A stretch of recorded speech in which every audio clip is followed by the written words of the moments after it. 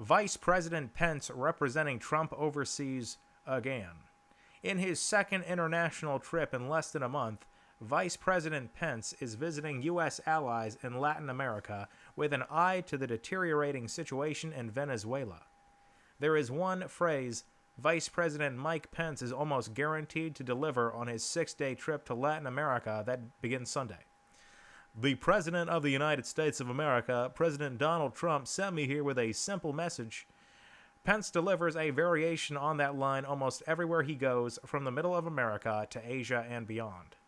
Pence and Second Lady Karen Pence will visit 4 American allies in Central and South America: Colombia, Argentina, Chile, and Panama. The Trump administration has instituted new sanctions against Venezuela, Maduro, and on Friday, President Trump said he wouldn't rule out a military option.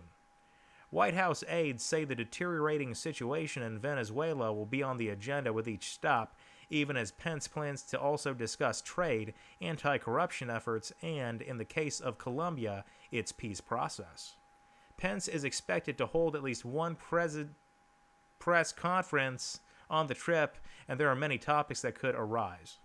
Pence has carefully cultivated his image as a loyal lieutenant to the president, effusively praising Trump at almost every turn and making sure to tell world leaders when he's visiting that he's doing so on behalf of the president. After the New York Times published a story outlining some of Pence's political moves, including the unusual steps of setting up his own political action committee to raise campaign cash, Pence issued a statement calling it disgraceful and offensive.